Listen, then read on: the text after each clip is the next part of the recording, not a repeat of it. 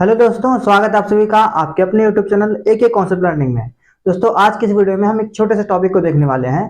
Topic का नाम है उत्तल दर्पण द्वारा प्रतिबिंब का बनना। यानी एक उत्तल दर्पण होगा, कॉन्वेक्स मिरर होगा, उसके सामने हम अलग अलग स्थितियों में वस्तु को रखेंगे और जानेंगे कि उसके प्रतिबिंब कहाँ पर बनते हैं।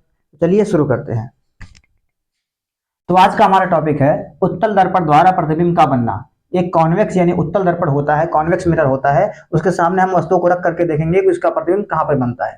इस उत्तल दर्पण में दो प्रकार के प्रतिबिंब बनते हैं। सबसे पहला, एक वस्तु अनंत पर होती है, और दूसरा जब वस्तु ध्रुव और अनंत के बीच हो। इसमें सिर्फ दो ही केसेस होते हैं, और दोनों ही केसेस में वह जो प्रतिबिंब बनेगा वो आभासी और सीधा और आभासी और सीधा ही बनता है, और किसी प्रकार का वास्तविक नहीं बन सकता, क्योंकि इसमें जो प्रतिबिंब बनेगा वो दर्पण के पीछे ही बनेगा, आगे नहीं बन सकता है।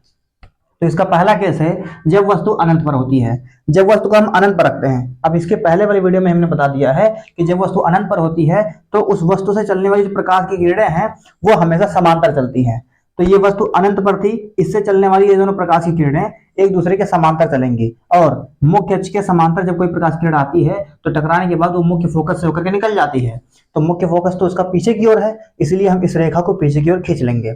इसी प्रकार इस दूसरे वाले रेखा के साथ भी हम करेंगे। ये प्रकाश की किरण भी मुख्य अक्ष के समांतर जा रही है, तो टकराने के बाद बाहर की ओर निकल जाएगी, और इसको हम पीछे की ओर खींचेंगे तो ये मुख्य फोकस पर जाकर मिलेगी। तो जब ये दोनों रेखाएं मुख्य फोकस पर मिलेंगी तो उस मुख्य फोकस पर ही उस वस्तु का प्रतिबिंब बनेगा।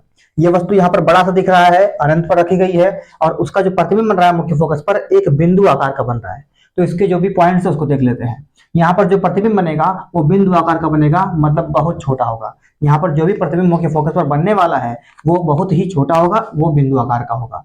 और उसके बाद वो दर्पण के पीछे बनेगा। जो ये प्रतिबिंब बना हुआ है ये दर्पण के पीछे बना है, आगे की साइड नहीं बना है। दर्पण के पीछे कहाँ पर बना है? मुख्य फोकस पर बना है। ये जो प्रतिबिंब बना है मुख्य फोकस पर बना है। और सबसे लास्ट पॉइंट है आभासी व सीधा। जो ये प्रतिबिंब बनेगा वो आभासी और सीधा होगा।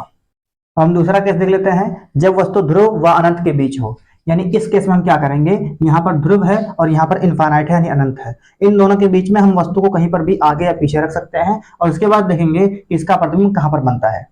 तो सबसे पहले हम वस्तु को जब यहाँ पर रखेंगे तो उससे दो प्रकार की किरणें निकलेंगी टकराने के पश्चात। सबसे पहली प्रकाश किरण वक्रता केंद्र से होकर के जाएगी। देखिए यहाँ पर ये वक्रता केंद्र है, एक प्रकाश किरण ऐसे वक्रता केंद्र से होकर के जाएगी, तो टकराने के बाद वो उसी रास्ते से वापस चली आती है। ये तो प्रतिबिंब के बनने का एक नियम है कि जब कोई प्रकाश किरण वक्रता केंद्र से होकर के जाती है तो टकराने के बाद वो उसी रास्ते से वापस चली आती है। तो यहाँ से टकरा करके इसी रास्ते से वापस चली जाती है। क्योंकि ये दर्पण के सामने ही चली आई, पीछे नहीं गई, तो हम पीछे उसको खींच करके वक्रता केंद्र से मिला लेते हैं। और जो दूसरी प्रकाश की किरण है वो ऐसे मुख्य अक्ष के समांतर जाती है, तो टकराने के बाद मुख्य फोकस से निकल जाती है। ये भी प्रतिबिंब के बनने का नियम है। तो जब ये मुख्य फोकस से होकर के निकल जाएगी तो मुख्य फोकस दर्पण के पीछे की ओर है, तो हम इसको पीछे की ओर खींच लेंगे। खींचने के बाद इसको मुख्य फोकस से मिला देते हैं, और उसके बाद ये दोनों प्रकाश की किरणें परावर्तन के पश्चात इस बिंदु पर मिलती है, और उस बिंदु पर ही इस वस्तु का प्रतिबिंब बनता है। अब इसकी स्थितियां देख लेते हैं।